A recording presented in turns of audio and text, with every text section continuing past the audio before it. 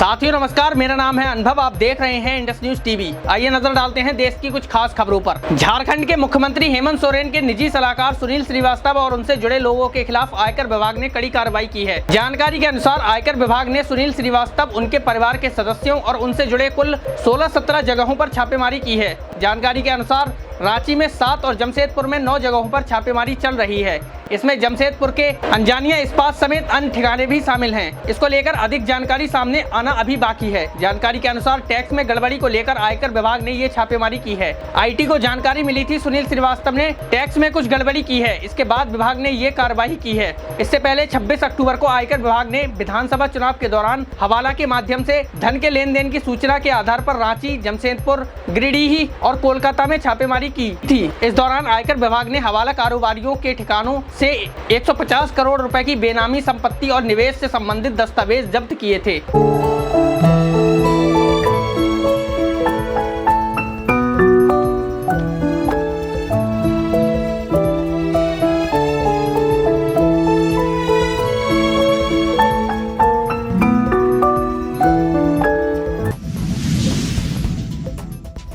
Samajwadi party के मुखिया अखिलेश यादव ने एक बार फिर सीएम योगी आदित्यनाथ पर तीखा हमला किया है। लखनऊ में आयोजित एक कार्यक्रम को संबोधित करते हुए अखिलेश यादव ने कहा कि एनकाउंटर करने वालों का काउंटडाउन शुरू हो गया है, जब वो ज्यादा दिन सरकार में नहीं रहेंगे। अखिलेश यादव ने कहा, संत समाज के बीच झगड़े करवाए जा रहे हैं। जो खुद से बड़ा किसी और को नहीं मानते वो कैसे योगी हैं? जो जितना बड़ा संत होता है वो उतना ही कम बोलता है, और कम बोलता भी है तो जन कल्याण के लिए, इसलिए उसके वचन प्रवचन कहलाते हैं। यहाँ तो जब उल्टा ही है। अखिलेश यादव ने आगे कहा, जिस तरह की भाषा इस्तेमाल हो रही है उसे लग रहा है कि उनकी योग्यता के बारे में भी आपको और हमें जानना चाहिए। कोई व्यक्ति वस्त्र से नहीं वचन से योगी होता है। जो योग हमेशा अमृतकाल को याद दिलाते हैं, ये आज़ादी का नहीं बर्बादी का अमृतकाल है, और नकारात्मक लोगों का भी। हमारे यहाँ माना जाता है कि जो जितना बड़ा ज्ञानी होता है वो उतना ही चुप रहता है। इसलिए हमारे यहाँ मौनी और मुनि की परंपरा रही है, और कलयुग में सब उल्टा हो रहा है। उत्तर प्रदेश में बड़ा हादसा सामने आया है। यहाँ सड़क हादसे में 5 लोगों की जान चली गई है। जानकारी के अनुसार यह हादसा आगरा लखनऊ एक्सप्रेस वे पर फिरोजाबाद में हुआ है। हादसे में 5 लोगों की जान चली गई है। यह हादसा आगरा लखनऊ एक्सप्रेस वे पर रात 10:30 बजे नसीरपुर के पास हुआ, जहां एक पर्यटक बस ने सड़क किनारे खड़े डंपर को टक्कर मार दी, जिसमें एक महिला समेत 5 लोगों की मौत हो गई। टक्कर इतनी भीषण थी कि बस का अगला हिस्सा बुरी तरह क्षतिग्रस्त हो गया और 17 अन्य घायल हो गए। घायलों को तुरंत इलाज के लिए जिला अस्पताल में भर्ती कराया गया। सभी यात्री एक ही परिवार के थे और मथुरा में एक धार्मिक मुंडन समारोह में भाग लेने के बाद लखनऊ लौट रहे थे। टक्कर के बाद अधिकारी घटना स्थल पर पहुंचे और घायलों को स्थानीय अस्पतालों में भर्ती कराया गया। शुरुआती जानकारी के अनुसार ऐसा लगता है कि बस चालक को नींद आ गई होगी, जिसके कारण यह हादसा हुआ है। पुलिस ने दुर्घटना के सटीक कारण का पता लगाने के लिए जांच शुरू कर दी है। लोकसभा में नेता प्रतिपक्ष और कांग्रेस नेता राहुल गांधी ने शुक्रवार को झारखंड के सिमडेगा में चुनावी सभा को संबोधित करते हुए कहा कि देश में जल, जंगल, जमीन पर पहला अधिकार आदिवासियों का है।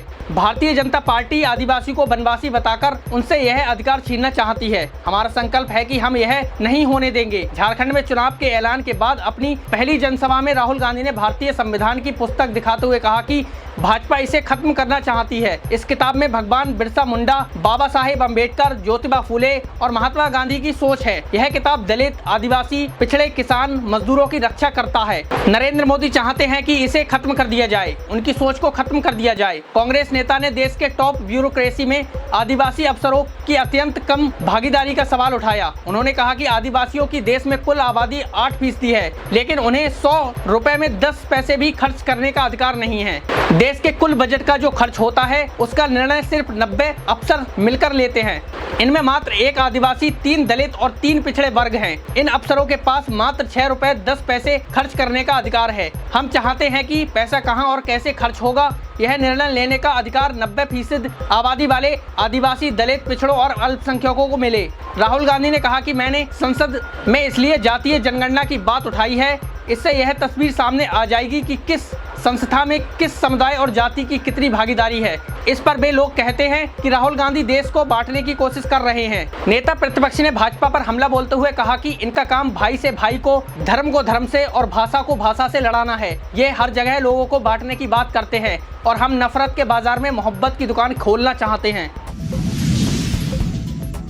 पश्चिम बंगाल के मथुरापुर जिले में भाजपा नेता प्रीतराज नस्कर की बेरहमी से हत्या कर दी गई है। प्रीतराज नस्कर का अपहरण कर उन पर अत्याचार किए गए और फिर उनकी हत्या कर दी गई। भाजपा का आरोप है कि यह कृत्य तृणमूल कांग्रेस के कार्यकर्ताओं ने किया है। उनका शव 3 दिन बाद मंदिर बाजार के पार्टी कार्यालय में मिला। उनके परिवार ने पुलिस से मदद की गुहार लगाई थी, लेकिन पुलिस ने सहायता नहीं की। भाजपा ने इस घटना के बाद ममता बनर्जी सरकार की आलोचना करते हुए कहा है कि पश्चिम बंगाल में भाजपा कार्यकर्ताओं के खिलाफ हिंसा बढ़ती जा रही है। पार्टी का कहना है कि टीएमसी अपने विरोधियों को चुप कराने के लिए हिंसा का सहारा ले रही है और पुलिस भी संदिग्ध भूमिका निभा रही है। भाजपा ने ट्विटर पर इस घटना को लेकर गहरा आक्रोश व्यक्त किया है और कहा कि पश्चिम बंगाल में तानाशाही और हिंसा के जरिए विपक्ष को दबाया जा रहा है। भाजपा समर्थकों में इस घटना को लेकर आक्रोश है और उन्होंने विरोध प्रदर्शन किए हैं।